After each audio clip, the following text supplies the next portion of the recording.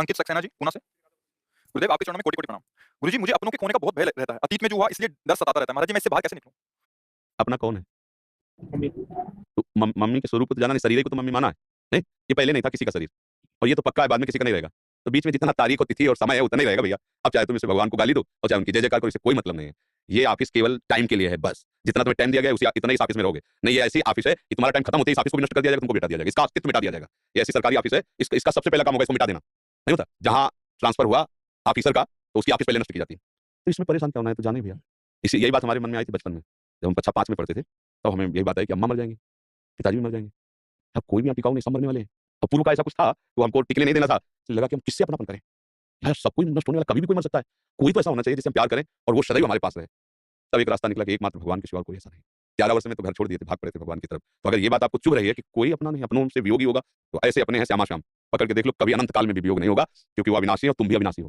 तुम्हारा शरीर अविनाशी है, तुम अविनाशी हो। अगर अविनाशी श्यामा-श्याम को अपना मान लो, जो चाहो मान लो, वो तो बड़े कृपालु हैं। कोई उनको बहन मानता है, कोई बेटी मानता है, कोई स्वामिनी मानता है, प्रभु को कोई सखा मानता है, कोई पिता मानता है, कोई पति मानता है, कांता गोपीजन प्रीतम। ये ऐसे कृपालु कि इनको जो चाहो मान लो, पर इनको मान लो। अगर इनको मान लो तो ये प्रश्न खत्म हो जाएगा कि अपनों के बिछुड़ने से और यहाँ कोई अपना नहीं, सपना है सब। पता नहीं कब तक ये शरीर है, इसका कोई भरोसा नहीं।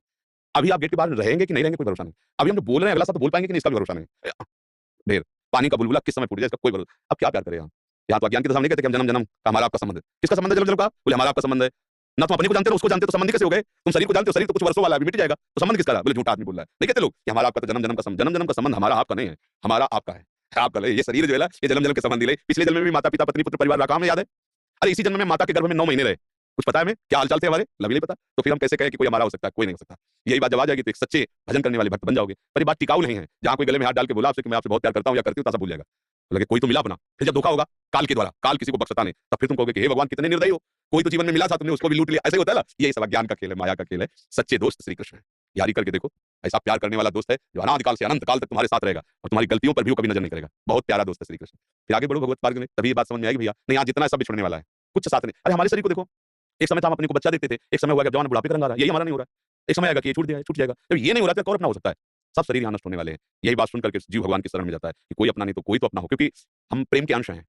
प्रियालाल प्रेम स्वरूप है ना, उनको हमें प्यार चाहिए। कोई तो प्यार करने वाला मिले, सबके हृदय में खोज है। कोई तो हमें ऐसा साथी मिले जिसकी हम गोद में सर रखकर निश्चिंत होकर सो जाएं। तो ब्यास भरोसे कुंवर के सोवत फसाद, लाडली जो के चरणों के भरोसे हो जाओ, निश्चिंत हो जाओगे। राधा राधा जब करो है, हाँ लाडली जो से अपनापन करो। यद्यपि प्रकट में दिखाई नहीं देती, पर यही है, दूसरा कोई है नहीं। हर समय अपने जनों को लाडली जो देखती रहती है और लाडली जो के चरणों में, जो लाल जो अपने हाथ में सुदर्शन चक्र रखते हैं ना, लाडली जो के चरण चिन्हों में विराजमान है।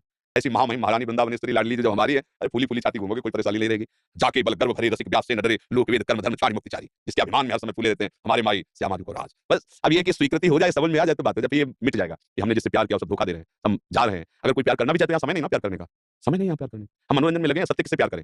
अच्छा कब समय बीती? आप कितने साल के हो? 32 वर्ष निकल गए, अभी कोई विश्राम स्थली आई क्या? अभी तो खोजे चलो चालू कि कोई तो मेरा हो जाए, कहीं तो मैं सुख पाऊं, कहीं तो शांति मिलूं। ऐसे आगे प्लस जो है वो भी निकल जाएगा।